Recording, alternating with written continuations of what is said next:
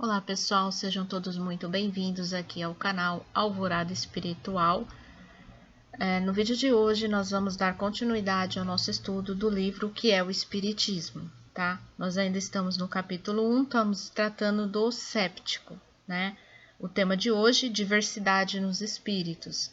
Antes de nós começarmos a ler o tema de hoje, vou pedindo para vocês se inscreverem aqui no canal, ativar o sininho para receber notificações quando eu postar um vídeo novo e deixar aquele like para estar ajudando o canal a trazer mais conteúdos assim para vocês. Vamos para o vídeo.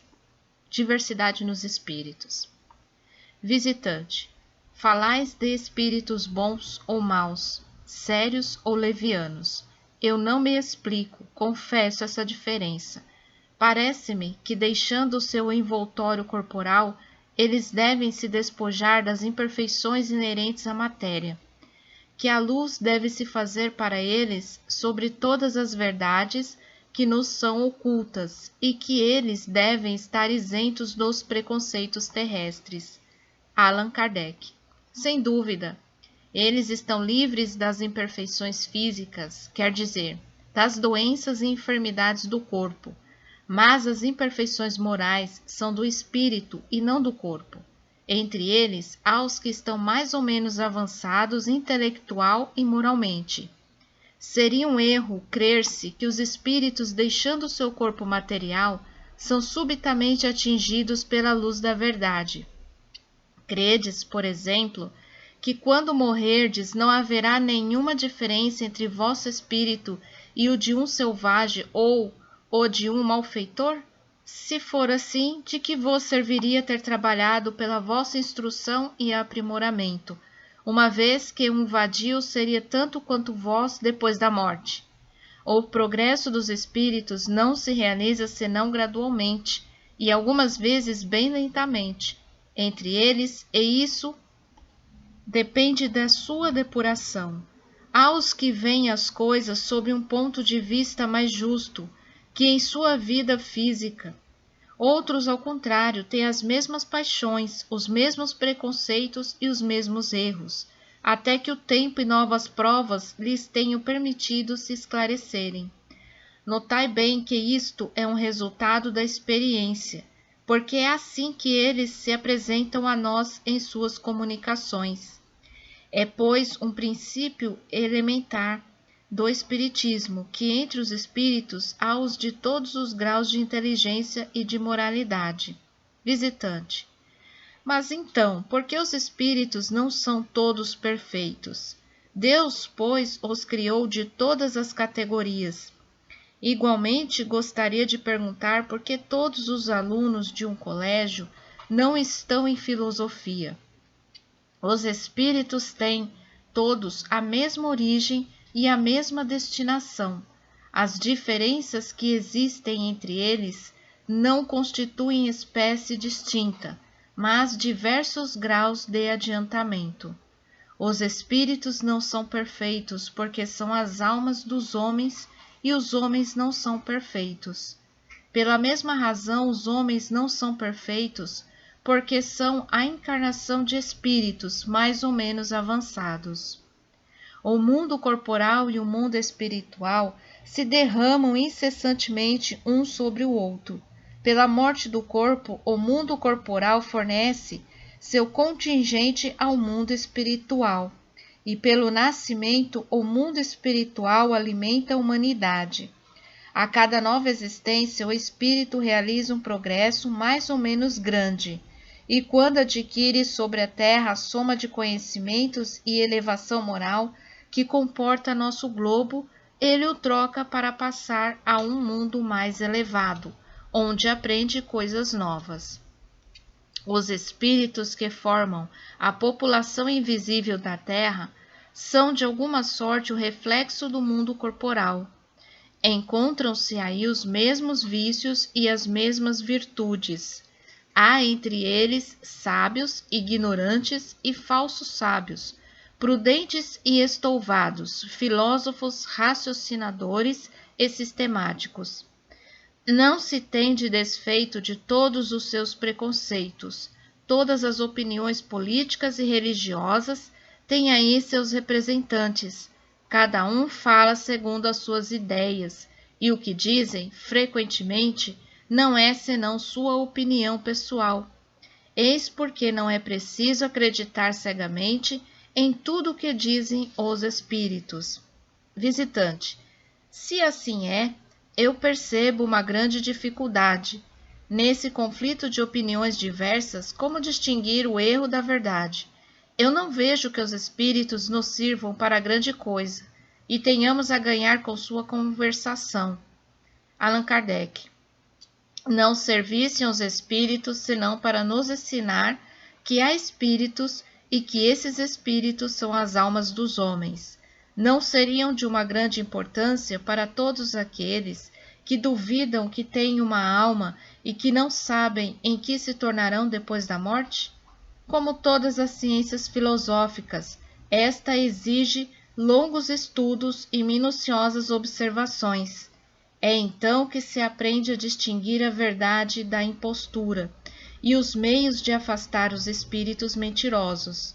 Acima dessa turba de espíritos inferiores, há os espíritos superiores, que não têm em vista senão o bem e que têm por missão conduzir os homens ao bom caminho. Cabe a nós saber reapreciá-los e compreendê-los. Estes nos ensinam grandes coisas, mas não credes que o estudo dos outros seja inútil. Para conhecer um povo é preciso examiná-lo sob todas as suas faces. Disso vós mesmos sois a prova. Pensáveis que bastaria aos espíritos deixarem seu envoltório corporal para se despojarem de suas imperfeições. Ora, foram as comunicações com eles que nos ensinaram o contrário e nos fizeram conhecer o verdadeiro estado do mundo espiritual, que nos interessa a todos no mais alto grau, uma vez que para lá devemos ir. Quanto aos erros que podem nascer da divergência de opinião entre os espíritos, por si mesmos desaparecem, à medida que se aprende a distinguir os bons dos maus, os sábios dos ignorantes, os sinceros dos hipócritas. Da mesma forma como entre nós, então, o bom senso faz justiça às falsas doutrinas. Visitante: minha observação subsiste sempre no ponto de vista das questões científicas e outras a que se pode submeter os espíritos. A divergência de suas opiniões sobre as teorias que dividem os sábios nos deixam na incerteza. Eu compreendo que, não tendo todos o mesmo grau de instrução, não podem tudo saber. Então, qual o peso que pode ter para nós a opinião daqueles que sabem, se não podemos verificar se tem ou não tem razão? Tem igual valor dirigir-se aos homens ou aos espíritos? Allan Kardec. Essa reflexão é ainda uma consequência da ignorância do verdadeiro caráter do espiritismo. Aquele que crê nele encontrar um meio fácil de tudo saber, de tudo descobrir, incorre em um grande erro. Os espíritos não estão encarregados de nos trazerem a ciência pronta. Seria, com efeito, muito cômodo se nos bastasse perguntar para sermos esclarecidos, poupando-nos assim o trabalho de pesquisa. Deus quer que trabalhemos, que nosso pensamento se exercite, e será a esse preço que adquiriremos a ciência. Os espíritos não vêm nos livrar dessa necessidade.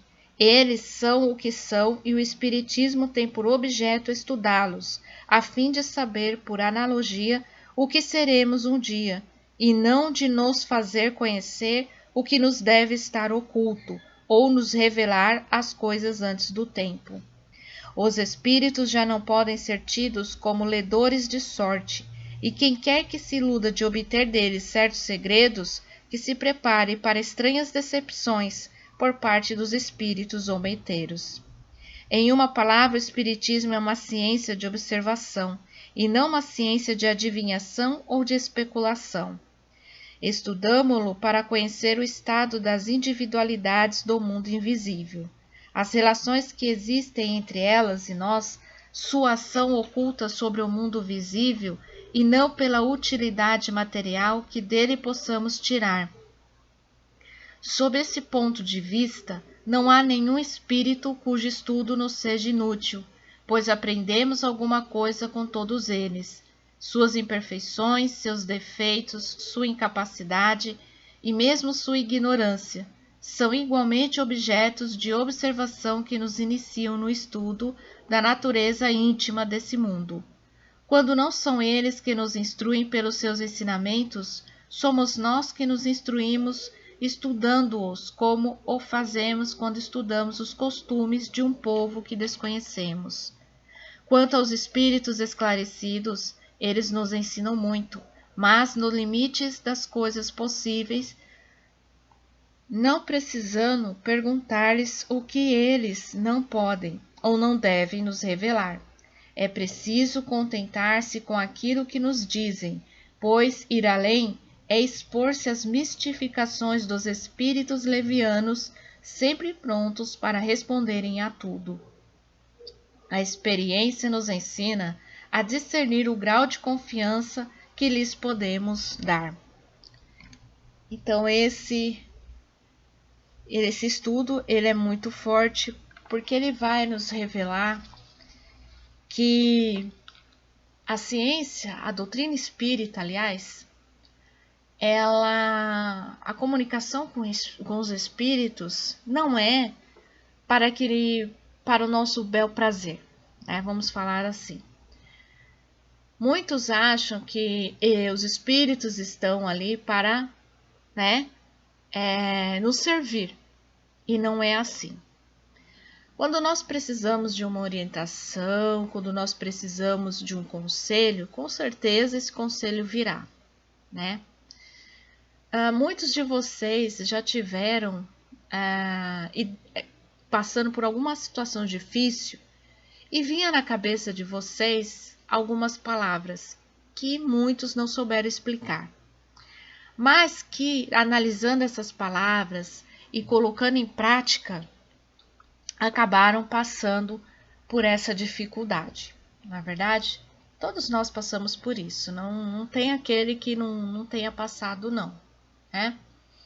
Porque a todo momento nós estamos sendo intuídos, pois cada um de nós, desde o momento da concepção, não é do nascimento não, é da concepção, nós somos acompanhados pelo mentor espiritual.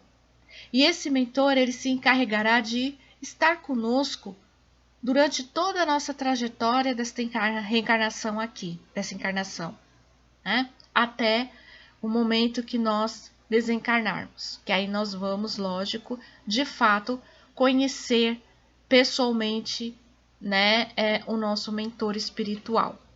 Muitos conseguem já conhecê-lo nesta encarnação, né?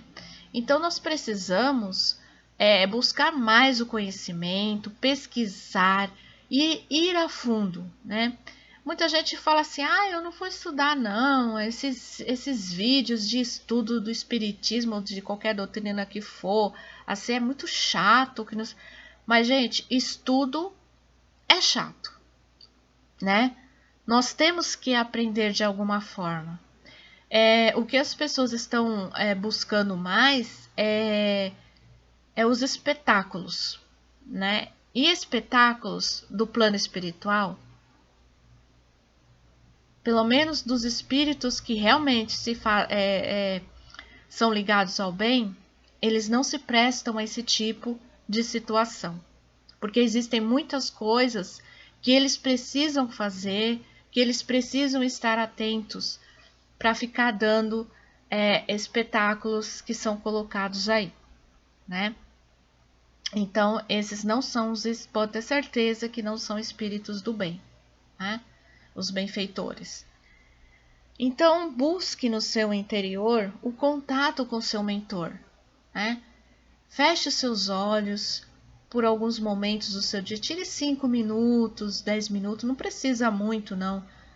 E pense em Deus, em Jesus, converse mentalmente com seu mentor, que você com certeza estabelecerá uma conexão com ele e ele poderá ter mais contato com você, ter mais contato com com aquilo que você está ali precisando no momento, naquele momento.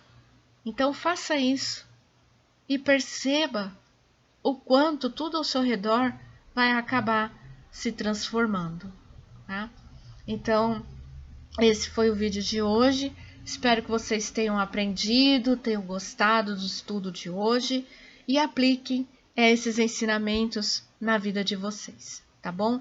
Aguardo vocês no nosso próximo vídeo com mais estudo do livro O que é o Espiritismo. Tá? Um forte abraço para todos vocês, que a luz de Jesus esteja com todos, na casa de todos vocês e seus familiares, que assim seja.